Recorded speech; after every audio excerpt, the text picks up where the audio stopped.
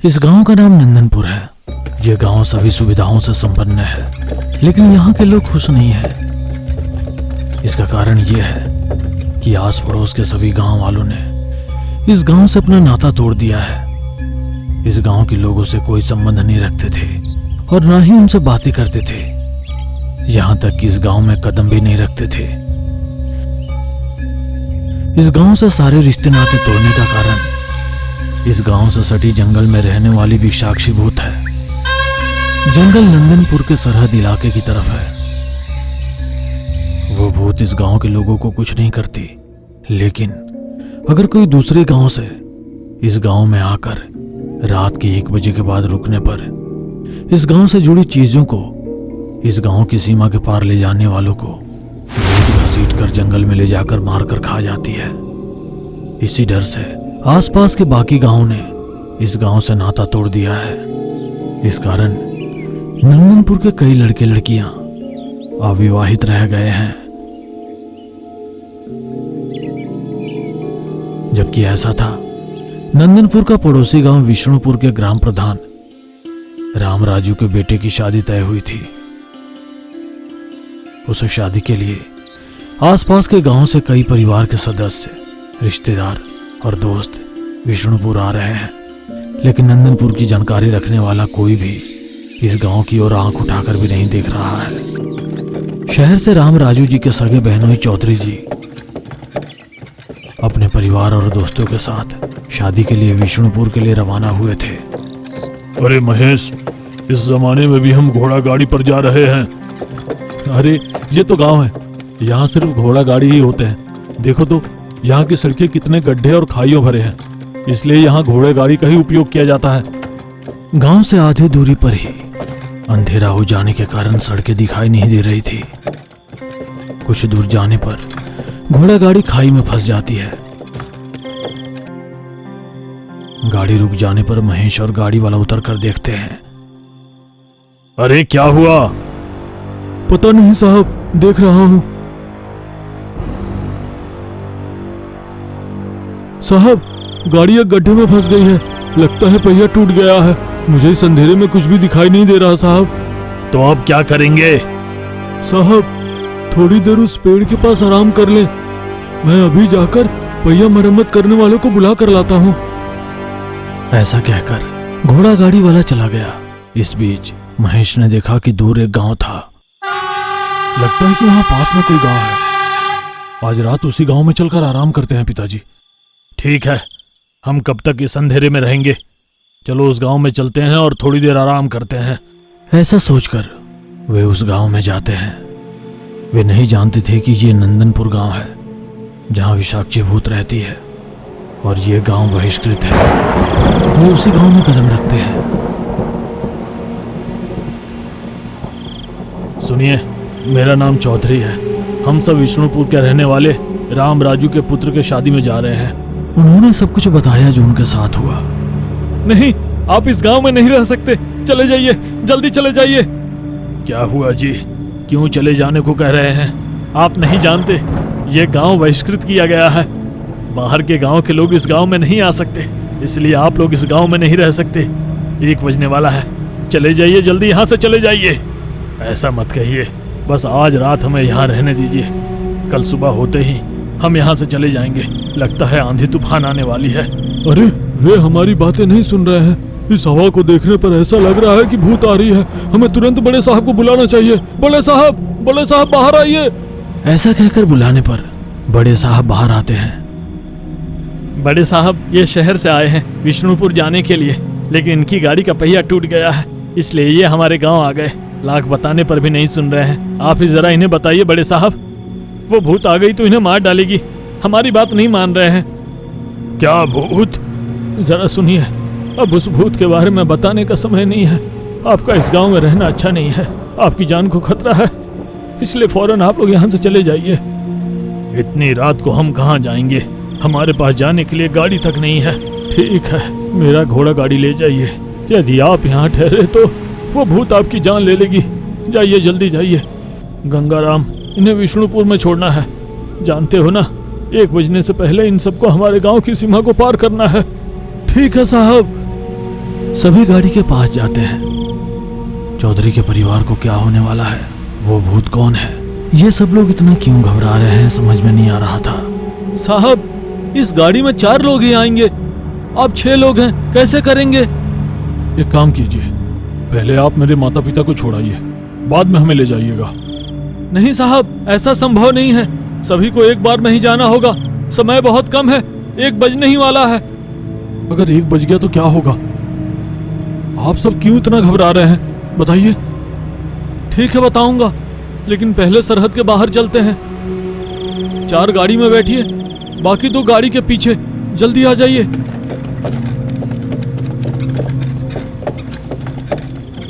गाड़ी को सीमा पार करा के गंगाराम बताने लगा कि क्या हुआ। इस गांव के बड़े साहब का नाम रामकृष्ण है, इनके दादाजी कृष्णमूर्ति जी हैं। उस समय इस गांव की सारी जिम्मेदारी का ध्यान उस परिवार द्वारा ही रखा जाता था। इस गांव के लोग बहुत खुश थे।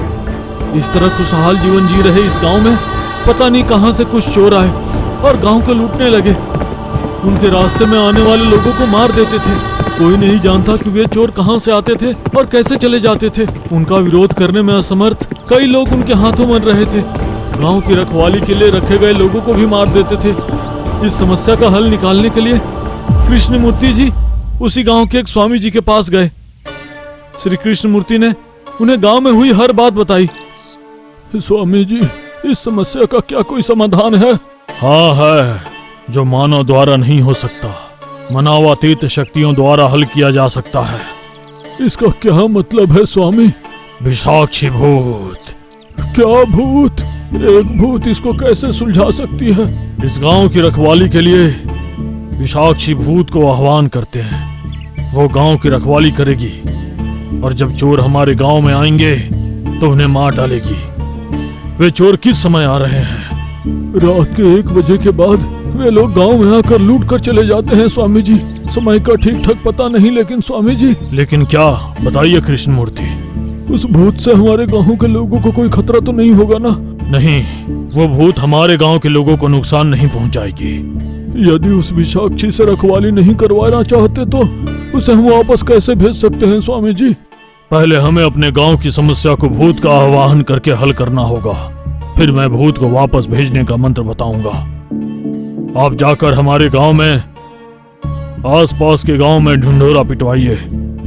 मैं जाकर उस विषाक्षी भूत का आवाहन करने के लिए पूजा की तैयारी करता हूँ। ऐसा कहकर स्वामी जी चले गए। कृष्णमूर्ति जी ने यह समाचार हमारे गांव के साथ साथ पड़ोसी गांव में भी फैला दिया। ये सुनकर लोग आश्चर्यचकित हो गए। नंदनपुर में चोरी कर रहे चोर इस बात को अफवाह समझकर फिर से चोरी करने की तैयारी करने लगे। वहां अबुद्ध स्वामी जी कृष्णमूर्ति के पास आकर, स्वामी जी आप यहाँ कैसे? मैंने विषाक्षी भूत का आवाहन करने के लिए आज रात सरहद के पास पूजा की सारी तैयारी कर ली है। ठीक है स्वामी जी। गांव के सरहदी इलाके में स्वामी जी, कृष्णमूर्ति और कुछ अन्य लोगों ने पूजा की और विषाक्षी भूत का आवाहन करके उसे गांव की रखवाली के लिए रखा।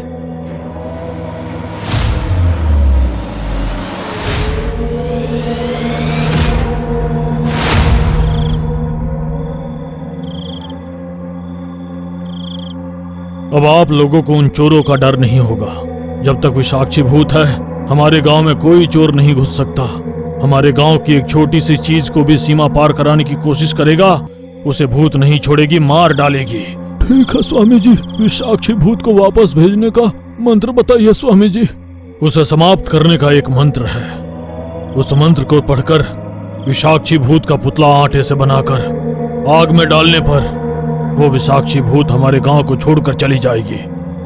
कृष्णमूर्ति, मैं उस मंत्र को ताम्र पत्र पर लिख कर देता हूँ, उसे संभाल कर रखना। ठीक है स्वामी जी। सभी चले गए। रात के 1 बज रहे थे। 3 चोर हमेशा की तरह गांव को लूटने आए। गांव में कदम रखते ही अजीबोगरीब की आवाजें सुनाई दी। पूरे गांव में अंधेरा, किसी के बुलाने की आवाजें, चीखने की भयानक शोर। चोर डरकर भागने लगे। सचमुच लगता है सरहद के पास कुछ है। जल्दी करो, जो मिला है उसे लेकर भागते हैं। जैसे ही वे एक घर की दीवार को फाड़ने वाले थे, दीवार के बगल में कुछ चमकता हुआ दिखाई दिया। एक चोर पास आकर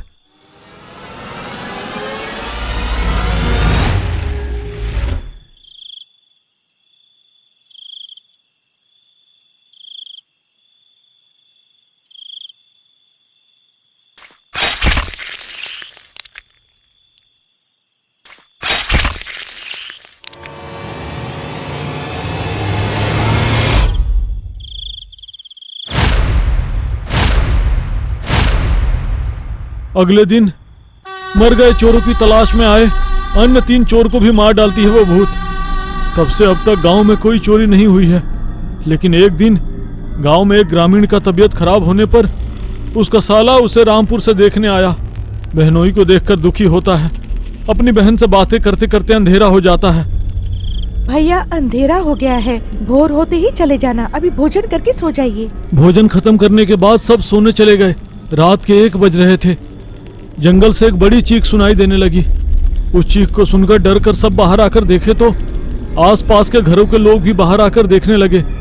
आवाजें जंगल से आ रही थी। सभी उस दिशा की ओर जाने लगे। कुछ दूर जाने के बाद चीखें बंद हो गई। चारों ओर सन्नाटा छाया हुआ था। अचानक जंगल से एक भयंकर हाथ आकर रामपुर से आए हुए उस आदमी को खींचकर जंगल में ले जाकर उसे मार डाला। उस मौत की चीख सुनकर गांव के सभी लोग डरकर दौड़ पड़े। घरों में जाकर दरवाजा बंद कर लिए। अगले दिन गांव में कुछ पुरुष कृष्णमूर्ति के पास आकर, क्या हुआ, आप सब यहाँ कैसे? रात को गांव में कौन इतनी भयंकर रूप से चिल्ला रहा था? वो चीखें किसकी थी? आप सब दुखी क्यों हैं? आखिर क्या हुआ है? जो हुआ सब कुछ कृष्णमूर्ति जी को बताया। अरे ये क्या हो गया? बेचारा पड़ोसी गांव का आदमी, हमारे गांव में उसकी जान चली गई। अब बुद्ध स्वामी जी से मिलकर सब कुछ बताते हैं। सभी एक साथ स्वामी जी के आश्रम में गए और जो कुछ हुआ उन्हें बताया। आपने बताया कि वो मरने वाला व्यक्ति आपके गांव का नहीं था। हाँ स्वामी। कृष्णमूर्ति, जो कुछ हुआ है उसे देखते हुए ऐसा लगता है कि वो भूत सिर्फ चोरों को ही नहीं बल्कि जो कोई बाहर वाला आपके गांव में आएगा उसे मार डालेगी। अब आप मुझे बताइए कि मैं आपके लिए क्या कर सकता हूँ कृष्णमूर्ति जी। उस भूत के हाथों में और किसी की मौत नहीं होनी चाहिए। आप तुरंत उस भूत को विरोध मंत्र से पूजा करके उसे वापस भेज दीजिए। लेकिन वो विरोध मंत्र मेरे जैसा स्वामी जी द्वारा नहीं पढ़ा जाना चाहिए।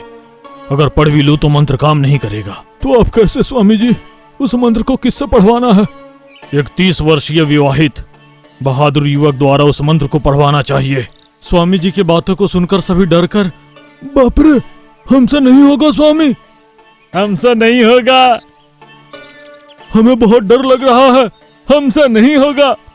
ठीक है, मेरा बेटा राघव ये काम करेगा।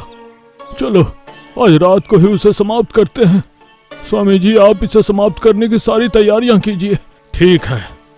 कृष्णमूर्ति जी और बाकी सभी लोग अपने गांव पहुंचकर गांव वालों को पूरी बात बताई। वहां कृष्णमूर्ति जी ने अपने पुत्र राघव को सब कुछ बताकर हमारे गांव की भलाई के लिए जो अच्छा काम किया था वो अब अभिशाप बन गई है। बेटा राघव, तुम्हें इस पूजा में भाग लेकर हमारे गांव को उस भूत की पीड़ा से छुटकारा दिलाना होगा। तुम्हें क्या करना है ये स्वामी जी आकर तुम्हें बताएंगे। ठीक है पिताजी, मैं आपके बताए अनुसार ही करूंगा। लेकिन मुझे भूतों से बहुत डर लगता है पिताजी। इसी बीच स्वामी जी वहां आए और राघव को विस्तार से बताया कि भूत को कैसे खत्म किया जाए। पूजा की सारी व्यवस्था करने के बाद स्वामी जी, राघव, कृष्णमूर्ति जी और गांव के कुछ आदमी उस स्थान पर पहुंचे। कसूचिका शिखर अग्नि, बगबग ज्वाला अग्नि, विसूचिका प्रलय अग्नि, बगबग शिखर अग्नि। मंत्र का जाप करते हुए और मूर्ति को आग में डालते समय भयंकर चीखे। जोरों की आंधी। अचानक आकाश में बिजली चमकने लगी। सामने वाली पेड़ की शाखा टूटकर नीचे गिरने से राघव डर गया और अपने हाथ की गुड़िया आग में डालने के बजाय नीचे गिरा दिया। विरोधी मंत्र के प्रभाव से क्रोधित भूत जंगल से उड़कर बाहर आती है और राघव को मार देती है। कृष्णमूर्ति रोने लगे क्योंकि उनकी आंखों के सामने ही उनका बेटा मर गया। ओह, ये क्या हो गया कृष्णमूर्ति जी, अब हम उस भूत का कुछ नहीं कर सकते। यह विषाक्षी भूत इस गांव को कभी नहीं छोड़ेगी। कुछ दिनों बाद बेटे के मौत के गम में कृष्णमूर्ति जी की मृत्यु हो गई। तब से इस गांव के आसपास के सभी गांवों के मुखिया ने बहिष्कृत कर दिया। उसके बाद अबुद्ध स्वामी ने कई तांत्रिकों के साथ मिलकर कई प्रयास किए, लेकिन कोई फायदा नहीं हुआ। और तो और उस भूत की शक्ति अब और भी बढ़ गई है। क्या अब उस विषाक्षी को समाप्त करने का कोई तरीका नहीं है? अबुद्ध स्वामी कहते थे, लेकिन अब अबुद्ध स्वामी भी नहीं है। अब इस गांव को भगवान ही बचा सकते हैं। मैं कोशिश करूंगा। हमारी मंत्र जानने वाली काकी के लिए कुछ भी नामुमकिन नहीं है। मैं तुरंत मंत्र जानने वाली काकी के पास जाकर उन्हें सारी बात बताकर यहाँ लेकर आऊंगा। आप शादी में जाइए पिताजी, मैं बाद में आता हूँ। ऐसा कहकर महेश माँ और पिताजी को विष्णुपुर में छोड़कर उसी गाड़ी में मंत्र वाली काकी के पास जाकर जो कुछ घटित हुआ सब कुछ बताया। काकी, तुम्हें किसी भी तरह उस गांव की रक्षा करनी होगी। ठीक है, मैं आऊंगी, लेकिन अगर कोई समस्या आए तो समस्या का हल ढूंढना चाहिए, नई समस्याएं पैदा नहीं करना चाहिए। दुष्ट आत्माओं के साथ ऐसा काम कभी नहीं करना चाहिए। चलो, जो हुआ सो हुआ। पहले हमें जाकर उस गांव को विक्षाशी भूत से बचाना होगा। काकी नंदनपुर जाकर उस स्थान पर पहुंचती है जहां विषाक्षी भूत ने राघव को मारा। यहीं पर उस भूत का आह्वान किया गया था। चूंकि भूत ने राघव को यहीं मारा था, इसलिए प्रतिकारक तंत्र भी यहीं किया जाना चाहिए। जाओ, मुझे एक काली मुर्गी, 10 नींबू, 11 धागे और चमगादड़ का खून लेकर आओ। विक्षाशी भूत चमगादड़ के खून से आकर्षित होती है। तुरंत जाकर ले आओ। उस गांव के 2 ग्रामीण ने जाकर काकी द्वारा मांगी गई सारी चीजें लाकर काकी को दिए। काकी विरोध तंत्र रंगोली बनाकर पूजा आरंभ करके मिट्टी के पात्र में चमगादड़ का खून डालकर रंगोली के बीच में रखकर और उसके चारों ओर काले मुर्गे का खून डालती है। विषाक्षी भूत को जंगल से वहां रंगोली में बुलवाकर फिर विषाक्षी भूत का आटे का पुतला बनाकर उस गांव के बुजुर्ग के हाथ से अग्नि में डलवाकर काकी के मंत्र पढ़ते ही भूत तड़पते हुए आग की लपटों में जल जाती है। अब से आपके गांव में कोई भी आ जा सकता है। अब से आपके गांव को उस विक्षाशी भूत की पीड़ा नहीं। कभी भी बुरी आत्माएं हमारी समस्या का समाधान नहीं होती है, याद रखिए। ऐसा कहकर काकी वहां से चली गई। महेश को बड़े साहब और उस गांव के लोगों ने धन्यवाद किया। महेश वहां से विष्णुपुर चला गया। तब से गांव के लोग पड़ोसी गांव के साथ सुखपूर्वक जीवन बिताने लगे।